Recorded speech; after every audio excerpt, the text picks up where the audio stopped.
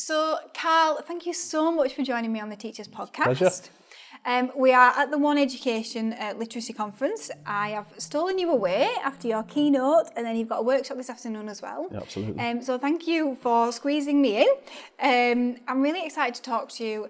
I was recommended by somebody else, as well as Laura Lodge, who is here today, because you do a lot of things with books in your school, and I want to talk all about that. Brilliant. So, the first thing I always ask everyone to do is give me a bit of a backstory, just so everyone knows who you are and why they should listen to you and your expertise. So, do you want to give me a bit of a journey into where you've got to today? Yeah, so the journey starts in Barnsley, sort of 20 odd years ago, I guess. I was I'm obviously older than that. But yeah, I come from a working class background where books weren't sort of easily available. But my parents always made sure that sort of they were there for us as far as reading was concerned, and that's a lot of what the keynote was about, or the inspiration for the keynote and our curriculum really is ensuring that children have the chance to read. I sort of had a good education, then set on the road to be an illustrator actually. So I've always had a love of picture books and a love of the visual form really. And then moved on into teaching after a while. So I tried my hand at illustration and then went into teaching and used picture books and film actually as a real inspiration for learning for children. Then used that through consultancy work with the local authority and CFBT, and then moved back into school so a number of years ago. And had a number of leadership roles leading towards working now as head teacher at Blyton Lawton Church of England School. Fantastic. Do you think being a consultant, do you think that's made you approach your job differently as a head teacher? I think it's given me a broader knowledge of what is out there and support. So whether it's the expertise of other consultants, but actually the real thing for me was working with teachers on a daily basis in a range of different schools with a range of different opportunities or issues that they had to overcome really. So schools in challenging circumstances, and working with those teachers particularly, not just subject leads and their heads, but working with the teachers enable me to try out things but also get ideas from them, and as a consultant over 5 or 6 years just building up a bank of sort of resources really, and but also a really good understanding of what teachers need or needed. So the Detailed Detectives workshop later is very much was triggered by conversations with teachers about the barriers they were having with children. So as a broad awareness and meeting lots of like-minded people really, it was a huge impact on the following years, I guess. It's similar to supply in some ways. You can kind of pick and choose the best of everything, can't you? And bring that in. I guess really when you've been in your school, you've been able to try things maybe from an educated point of view by seeing it somewhere else. So absolutely. That's good. So obviously you mentioned that you were an illustrator, or you were going into illustration, and I know that you like to use picture books. Do you feel that has some kind of relevance or connection, illustration and picture books? Oh, massively. I think when I was at college, myself and a good friend Martin, we used to sort of spend hours looking at picture books and how they would influence our style. So illustrators at the time who were still working, someone like Lane Smith, who has a number of books out there which are incredible, he's a bit of a genius. He inspired our artwork at that point. We always used to try and copy his style, if you like, or work out how he managed a certain technique, and that was really inspiring for us. And it was through obviously loving books as a child, but certainly through that degree and the illustration degree, getting again, sort of building up our knowledge of what was out there as far as picture books were concerned, at an age where perhaps picture books wouldn't be something that we would talk about generally. And I found a new love for them, really. And then that inevitably leads on to sort of teaching and how we can use them within the classroom. Okay, good. So obviously we're at the conference and you've already done your talk about picture books. Tell me and tell all the listeners what is this thing about picture books? What are you actually doing in your school to do with picture books? Essentially using them a lot. Okay, the idea is that children have quality visual text to use to stimulate their learning, and that learning could be across the curriculum. So we've developed our curriculum, and are still developing. It's not a finished product, but we've developed our curriculum, and we call it the Reading Inspired curriculum, to ensure that the children from all backgrounds have access to quality texts. And actually, it's those quality texts and picture books particularly as well that they essentially want them to fall in love with it. We want to fall in love. The reading for pleasure needs to come. We want that. We can't force it, but we ideally want children leaving us in year 6 with a newfound love of reading or a continued love of reading to take them on further. And picture books we use because they can be used through all key stages. I'd happily use them in key stage 3, key stage 4 and onwards.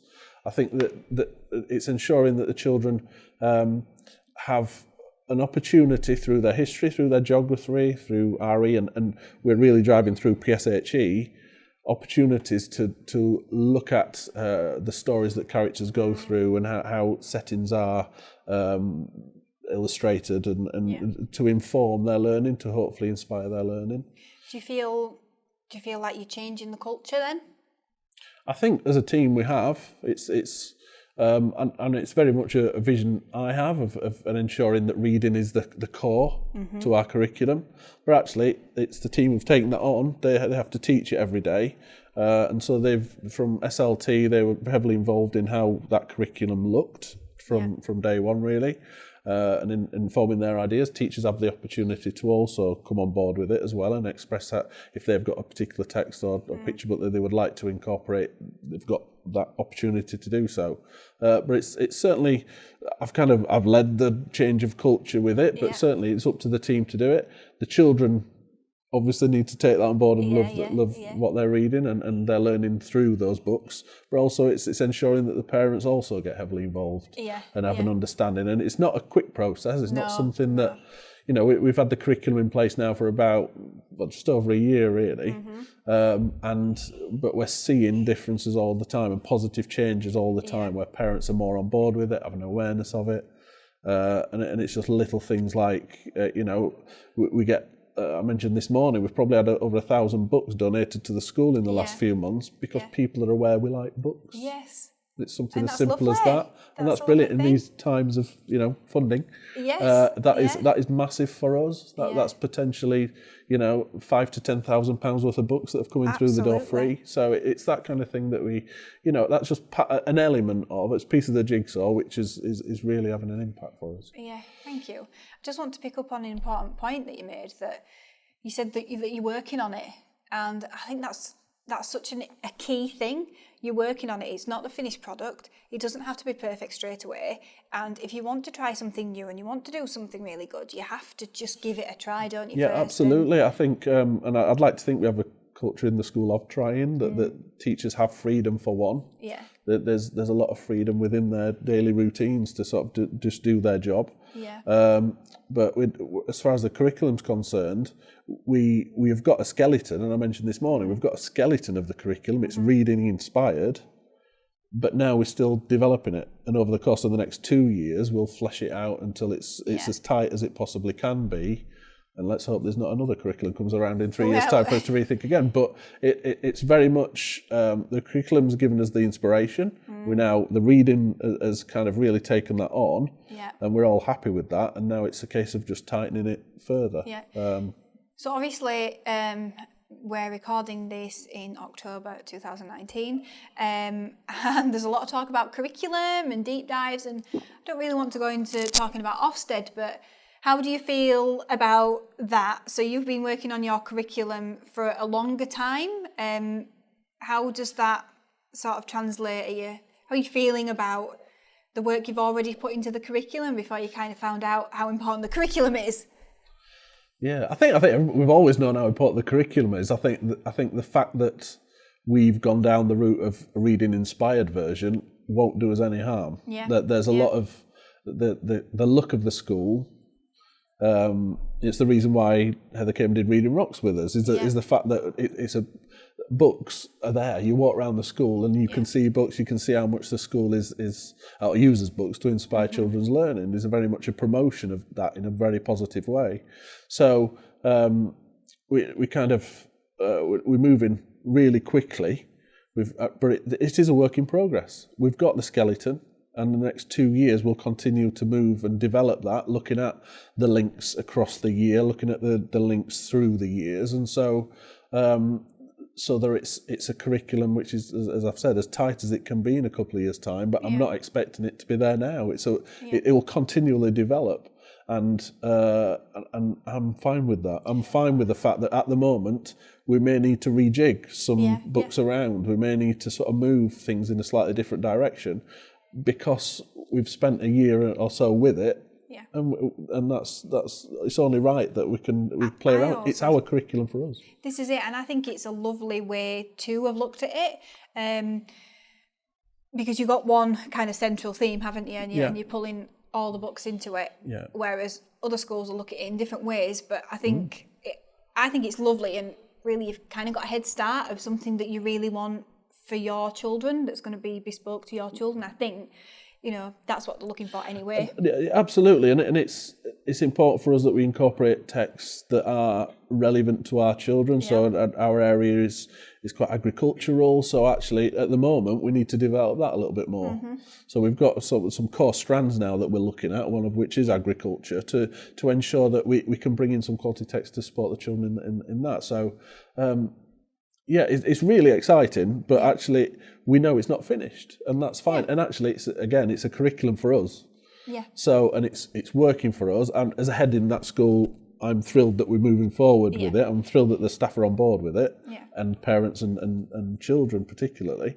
But we're open to the fact that we need to manipulate a bit and change it and swap it around. And I think it's always going to be a working document anyway, isn't it? It's just like anything that is of value needs to be changed. So, this kind of slightly off topic, but paper books, electronic books, thoughts? What are my thoughts? I think I'm a lover of paper books. I think most people are. I've never had a Kindle, never want one. That's not to say I'm an anti-Kindle. How can you be? But just the idea of having that book in front of you, we promote. So that's not to say if children will benefit from. And to be fair, we've got a few Kindles in schools, but they're not used. Right. But it's for the best purpose. If we feel that children will benefit from it, we would use them. But I think just the tactile, having that book in front of you, being able to turn that page. And I think, again, that the promotion of the leaders within the school to show that this is a pleasurable experience is absolutely key. And if, when we do picture book worship sort of at both sites, and we read a book, we talk about it, link it to our values, well, the children do. We have fun with it. Where the parents are increasingly involved at Key Stage 1 in coming out and acting parts and things like that. So we've just started doing that, but it's those things that they're really important to the children. I don't think you get that from an electronic book, but at the same time, I'm not anti them at all. It's just... No, I also think, especially with younger children, they need that. My daughter's 3, and obviously she had a tablet. I think she'd expect to be pointing and doing things, whereas I think she enjoys turning the pages. As silly as it sounds, she likes turning the pages. Yeah, and she likes I think, getting the cues for when it's time to turn the page. Yeah, and I think children have the majority. I'm not saying all, because it depends on their social background and what's available to them. But children have so many experiences using tablets now that actually this is something a bit different. This is the opportunity not to use a tablet. I'm all for TT Rockstars. I'm all for lots of other things like that. It's brilliant. However, when it comes to reading a book, the kind of the book itself, I think, is important. And I guess there's something nice. I remember having reading at school, sort of reading for pleasure sessions, and just thinking now, I remember thinking, oh, there's only me reading this book. There's only me that knows what's going on here. This is just, it was a very private and kind of like, I don't know, an exciting secret thing, even though everyone else had probably read it by the time I'd read it, but it was nice. Yeah. So you mentioned about detail detectives. You're doing a workshop on it later. Yeah. Tell us about what detail detectives is. So I think I referred before, when I was working as a consultant, I was working with teachers on a regular basis, and they often talked about the barriers they were having with children having enough to write or writing in detail. Mm-hmm. And so I was fortunate at that time to have time to kind of try and think of ideas of how we could overcome that. Mm-hmm. And at that time, I generated a few ideas and tried them out with teachers. And the idea very much is using illustrations from picture books to get the children to focus in on specific parts of that image. Yeah. And helping them do that, so providing them with structures to enable them to focus on just a tiny part of that particular image. So something like Jigsaw is all about, if you imagine an illustration in front of you, breaking that into 12 pieces, giving them one piece of that jigsaw and getting them to really focus on that part as opposed to the whole image. Because teachers were telling me that children are often quite daunted with all the information that's there in front of them, as opposed to, well, actually one piece of the jigsaw is far less. And then the benefits of that are that if children each have a part of the jigsaw, you can create the grid on the floor, on the wall, on the table, and we can put all those ideas together. And the chances are you're going to get far more ideas by collating that all together than you would just looking at the one image to begin with. And so lots of other ideas then triggered from that, of which I'll share quite a few this afternoon. But recently, since I started on Twitter just over a year ago, really, I've started creating more. So just to add to the bank, really, and just put them out on Twitter, on blogs and things. So if people want to use them, they can do. And it's lovely to receive back some examples of work where children have and they've used them successfully. So thanks to the teachers for doing that. So that's really lovely to. I quite like that. That's nice to see. So if teachers want to follow you on Twitter, at Karl Duke 8 and at Detail Detectives. At Detail Detects 1. Brilliant, and we'll make sure they're in the show notes as well. Thank you. So do you do like non-text guided reading sometimes, where you have a text and then you'll basically do your guided reading session without words? You can do, yeah. But again, that's very much up to the teachers. So I'm not dictating to the teachers how they teach reading as such. Again, we'll share ideas. We're looking at whole class reading at the moment, with certainly in upper key stage 2, and how that might benefit. And that seems to be working well. And then obviously guided reading we still use as well, certainly lower down in school. But I don't want to dictate to teachers how they teach. If they want to use an image, if they want to use text, it's up to them. I think it's up, as a leaders and literacy subject leaders, up to us just to provide them with the tools and then, give them the trust to the teachers to choose what they feel is right. And I think that's brilliant, because one of the things that's shouting out at me, and I know Lee Parkinson from Mr. PICT says it a lot, teachers need to be trusted. They need to be trusted. And I think you're right, because I did a lot of supply, and I remember going into a school and I didn't like it when the plan was too prescriptive, because I couldn't get on board with it, because I didn't believe in it myself. I needed to have a short overview so that I could do it my own way. And so I think it's absolutely brilliant to trust them and let them they have to buy into it. If they can't find a way to buy into it, it's not going to happen, is it? I think as a head teacher, it is a difficult position to be in. You want the school to move forward, you want the school to move forward quickly for the benefit of all the children within it. And there are times when you make those decisions, you might make decisions which are difficult, and it might be difficult for the staff, they might be difficult, it shouldn't ever be difficult for the children, but certainly difficult for the staff. But I think creating a culture, and we're still creating it, I'll not get everything right every day, but of trust and actually freedom, really, that teachers have freedom to do their job, successfully, without the need to monitor to death. And I very rarely look at much. Sometimes I need to look at more, sometimes I possibly, but that's just getting the balance right. That's us, me learning still as a leader. I'm only 3 years ahead, but still learning as a leader. But actually, the core thing as a teacher is that they have freedom to do their job. And actually, they are trusted in my school. They might not think it sometimes, but they are trusted to do their job. And I think the world of them. And I think they work very hard for the children. And it's not just teachers, but the support staff as well.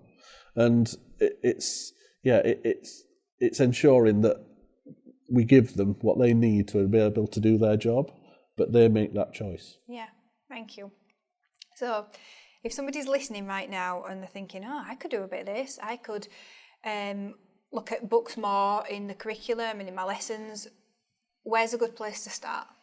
I think it's the key thing is to look carefully at what it is I want to be teaching over the next 3, 4, 5, 6 weeks, and just you need access to what's out there. It's really difficult. I appreciate that, although I'm on Twitter, I love Twitter and the community within it. probably only roughly 10% of teachers that kind of are on Twitter. So there's 90% who are not accessing some really good ideas. And fewer on podcasts at the moment, I think. And it's you just need to access it. So there's some brilliant people out there who share quality texts. Yeah. You know, so someone like Simon Smith, someone like Books for Topics, Alison, who does that they have just such an incredible range of knowledge that's or have the knowledge to provide a wide range of books for children that teachers could use to inspire their learning. Yeah. If you want to know, or some quality text when you're teaching the Amazon, then there are people out there who can, give you those ideas. And I think it's accessing that. I would say to any teacher, get on Twitter. You don't have to tweet, just follow and take ideas. Yeah. But at the same time, you need to make sure that those are quality as well.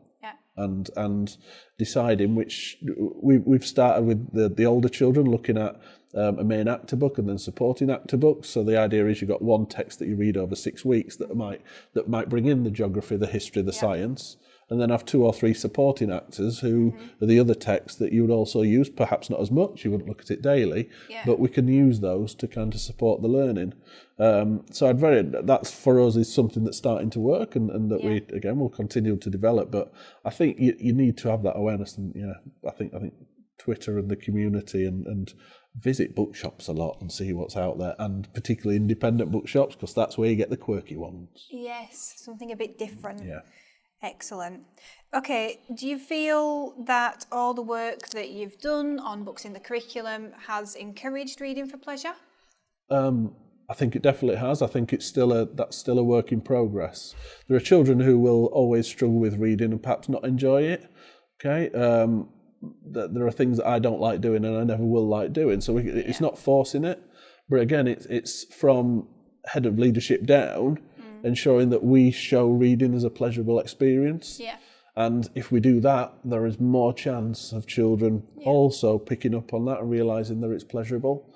I have a library in my office so children can come and select books. We have a few children who do that now. I'd love them all to come and look and choose a book. They can come and borrow it. But that's going to take time to build that culture. Yeah. It's not something that's just overnight. And I talked today about the experience over the last 3 years of developing that more of a reading culture, a reading for pleasure culture, if you like. But it's not an overnight fix. It's something that develops and needs adults in school to take it all on and move it forward.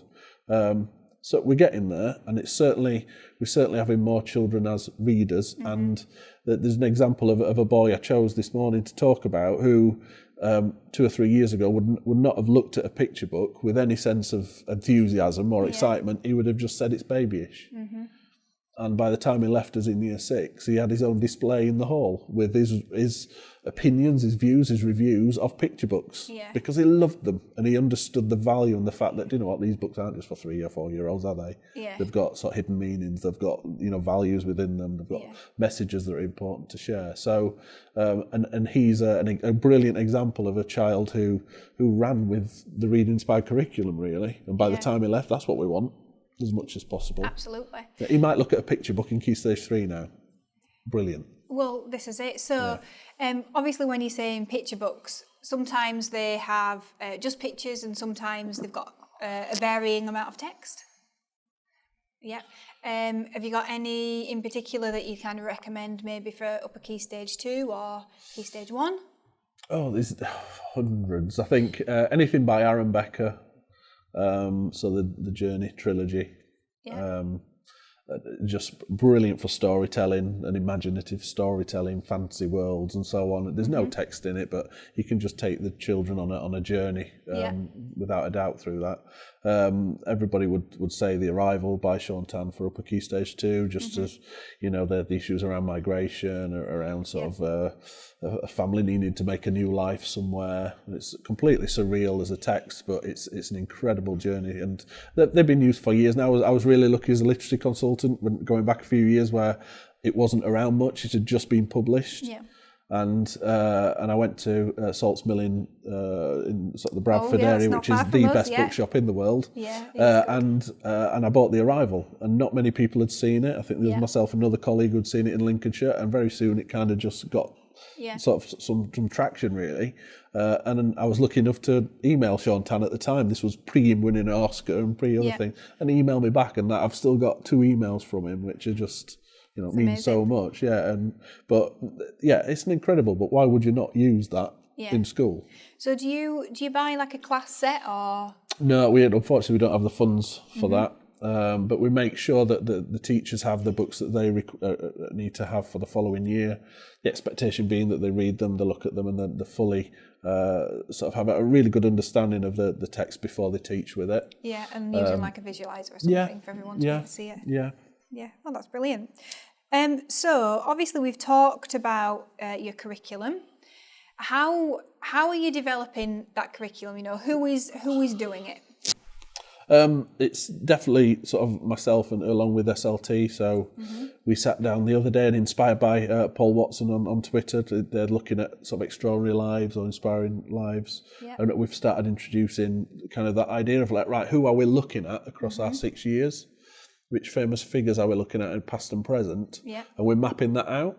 And that's very much inspired by that, just to see, right, are we being diverse enough? And we've got that as a visual now to look at, you know, how we further develop our curriculum to ensure it's as diverse as it can be. We're kind of also looking at the, you know, again, the 6 strands, if you like, that we've incorporated, which isn't something that will be published yet on our website or anything. It's like work in progress again. But how those strands follow through each of the year groups and then across the year groups. So I find it really exciting. It's kind of something that it's more learning for me. So I'm looking out at others and seeing what they're doing. So whether it's via Twitter or whatever, but in the end, it will benefit our children, and it'll provide a really solid base for our teachers to understand where the children have come from and where they're going to. I think what you're doing really is proving that you're not out of touch as well. Sometimes it's easy, isn't it, for head teachers to get caught up in everything else and be out of touch with what's happening in the classroom. But with you being so heavily involved in planning the curriculum and also looking for new things that people are doing, you're just showing that you understand and that you are concerned and that you are in touch. And hopefully your teachers aren't going to feel like you don't know how they feel, you know. Yeah. I do teach every week still. Last year I ended up teaching 3 days, and that's hard. But I do teach but I do appreciate how hard it is for a teacher. We're constantly looking at you know, ways of supporting them well-being wise and taking things away, and you know, to ensure that they can just do their job. Again, it's the trust thing. But it's, you know, still I haven't got everything right yet, but we're certainly working on it. But I think their involvement in the curriculum is really important. Certainly as an SLT we work together, and the teachers can contribute. In time, I don't know if they know this yet, but in time, in 2 or 3 years, I want them choosing the books. I don't, you know, the structure is there or will be there, and I then want them to sort of, I will not be able to stop myself throwing in books. Apprentices, training them up. No, we're all, I like to think of us all together, but I very much want them to kind of have that say, but at the moment, we need a couple of years of really embedding what we're doing. No, I like that. So I really like what you said there about life-work balance, about taking things away. Sometimes we can think that if we just add things, then it will be okay, but what teachers actually need is time, and I think you just mentioned a really important point, something that I'm so passionate about. So talking about life-work balance, if you could wave a magic wand to solve the life-work balance problem, what would you do? Apart from funding, which I think would have a massive impact, I think a lot of it still comes down to trusting the staff, but at the same time, where staff need support, where they need help, where the teachers need support. Not every teacher is an outstanding teacher. If you want to, I don't want to use that phrase, but not everyone is. Not every teacher is a good teacher. Some teachers need help. They need support, and actually, it's making sure that where they do, the schools have the resources to support that. We all want every teacher to be the best they possibly can, and to ensure that those children get the very best out of their education in primary school. And so where we can support them, we need to. But actually, sometimes that's not easy. That's not easy to, you know, freeing people up is difficult. Again, going back to funding, I guess, but freeing people up is really difficult. We've been talking about subject leadership a little bit with my SLT in the last week or so, and it's really hard just to say, right, as a history subject leader, you're going to have however many days off to focus on your subject, because we've got to cover that somehow. And it's not, whether it's small school, large school, I can't compare in that sense, but we will find that difficult. So I think it's provided, the Magic One will be providing the necessary support to all teachers to make them the best they possibly can. And inevitably, money has to come into it. Of course. It's interesting you say that, though, because actually in my experience, sometimes it isn't to support teachers, it's just to get rid of them. Yeah. So it's really refreshing to hear you say that sometimes teachers do need support, and that's what they actually need, support. And I guess sometimes it's about the attitude it's met with, yes, we're here to help you and we want you to get through it, rather than, yes, we're here to put this in place, but we want you to leave. I'm also realistic in the fact there are some teachers who maybe do qualify who haven't got what it takes to be a teacher. Of course. You're always going to get a percentage there like that who, again, you need to support as much as possible, but in any occupation there will be people who will struggle. And sometimes it's just not right for them, is it? Yeah. No, I agree. It's the same in business. Mm-hmm. Okay, so who was your favourite teacher at school and why? Oh, blimey. I loved primary school. Absolutely loved primary school, certainly junior school, I remember very well. I was talking to my brother, I'm staying with him last night in Manchester, and we couldn't remember the name of my year one teacher. It wasn't year one then, I can't remember even what we called it then, but I can't remember her name, and that saddens me greatly. But in primary school, I loved it. Mr. Frith was amazing. He was my, what would have been year 3 teacher. Yeah. He certainly read books. There was a teacher there who never taught me, but he was the cricket teacher, Mr. Rogerson, who was an absolute hero. He used to teach Darren Gough cricket as well. Yeah. But he was just a legend. He was awesome. But my favourite teacher was Mrs. Curry. She was my year 6 teacher, or whatever we called it. It was probably year 4 then, or whatever. But she, I don't know, she had faith. Fourth year, yeah. Going back to the 80s. Yeah. But yeah, she just, I just loved learning, and she, and I can't remember how we used to learn. That's a bizarre thing. I remember the alpha and beta books for maths and whatever, but I love those. Don't bring those back then.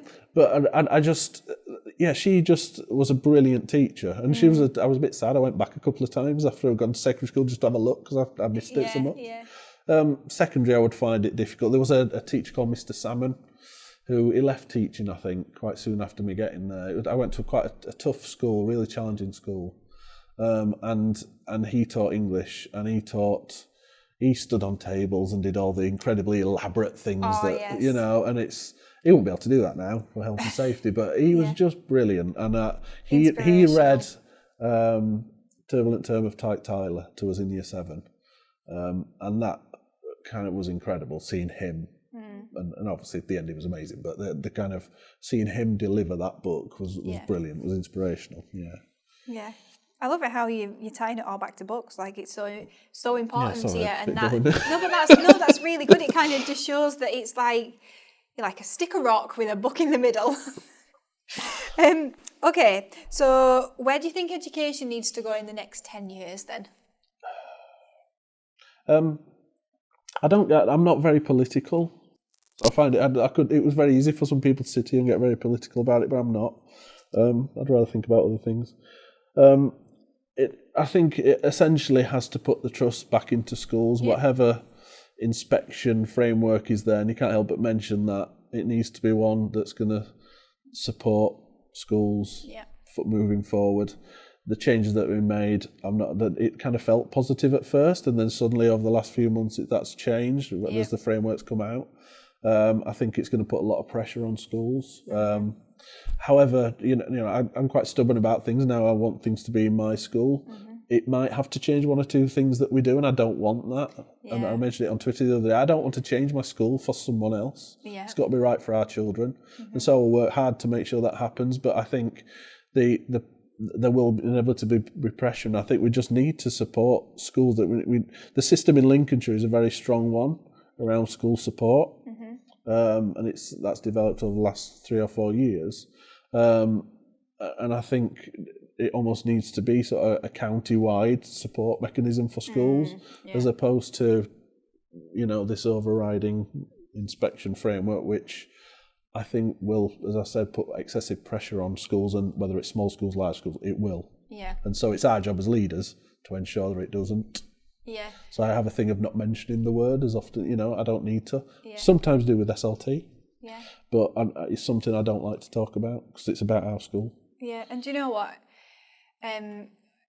Obviously, I've mentioned him a few times, but he's just come to mind now, Lee Parkinson. I've seen him share some things on Facebook recently, and one thing I think he put this morning was, actually, Ofsted is a thing, but it's a choice of how much focus you put on it. And it's like you say, I don't mention it because I'm not making it about everything, It's and I'm not, not putting the focus. But I understand why people do. Yeah. So because there are it's easy for some schools to, and I'm not saying it in Lee's circumstances because I don't know Lee's school and I like him a lot. But I think in some schools they will feel just such added pressure. Yeah. And that's going to impact on leadership and then inevitably onto teachers. And so I think it'll be easier for some schools than others, but I'll try and be as stubborn as I can be to try and not let it. I think one thing that sort of shines through really is that as the leader, you kind of have to take that on. And I suppose it depends, A, how strong you are, and B, what circumstances you're in, of whether that's actually possible. Yeah. To kind of take that on, because often that's what I think I see. It's, when the leadership are kind of taking that shock factor. Simon Smith calls it the crap umbrella. I think that's probably the best way of saying it. He probably uses other words as well, but he calls it that. You are that umbrella, and actually, and that's so. I might be fully aware of what's happening, but actually, there is only so much that needs to filter down to staff to move things forward. Yeah, absolutely. Okay, so who's your inspiration within education? Oh, there are hundreds, probably. Kind of a partner. She's fab. But I got into teaching, and this sounds probably ridiculous, but got a Gervais Finn. Right. Bizarrely, I was sort of trying to be an illustrator, and it wasn't quite working out. I just didn't live in the right places, and it probably wasn't good enough. But Gervais Finn was on an Esther Ransom programme that he used to do at tea times, and I didn't know who he was. And he just started telling these stories about primary school, which made me think back to my primary school. And then people start talking and going, "Oh, you'd be quite good as you're not quite good. You'd be good as a teacher. Why don't you?" And I was too shy, really, to do that. They all thought of standing in front of anybody and talking, which after today is ridiculous. And so he was a big influence without ever talking to me in making me think and putting an idea in my head, putting a little seed in my head that just grew very quickly. And I, as I've mentioned to everybody's board and particularly partners, about Twitter a lot. And, there are people on there, people like Simon and Paul and Beth, and a number of people who they talk how I like education to be talked about, but in a hopefully a positive way, a constructive way, but just they have their hearts in the right place. And so most of my educational inspiration now comes from online people as opposed to anyone out there really. I love coming to conferences like this. I think it's a great opportunity to see people like Sophie talking this morning about art and literature, and I think that's a brilliant opportunity. So that there are many teachers out there who really influence me. And I'm a head teacher, and there shouldn't be any differentiation within that. It's we're here for the same reason. Yeah, fantastic. Okay, last question then. What did you want to be when you grew up? Never a teacher. Me neither. No, never a teacher. Earliest memories are certainly the typical thing of footballer. I want to be a fireman at some point. I can't stand heights, so why I wanted to be a fireman, I don't know. And then around secondary school, it was very much something to do with art. Art was a real passion, love of mine, and I was pretty good at it. And so up to about the age of 20, 22 was certainly an illustrator. So as a kid, changed from those ridiculous but lovely dreams of fireman, footballer, to then becoming something realistic like a graphic designer or illustrator. And never a teacher. Do you do any drawing now? No, not really. No. Painting? No. I would love to do some. But it's time really. It does take a while, and if I was doing painting plus work, then I can imagine. That would take up too much time. But I would love to. When you retire? Yeah, which obviously being 23 is quite a long way. Well, this is it. Oh, well, thank you so much. No, it's a pleasure.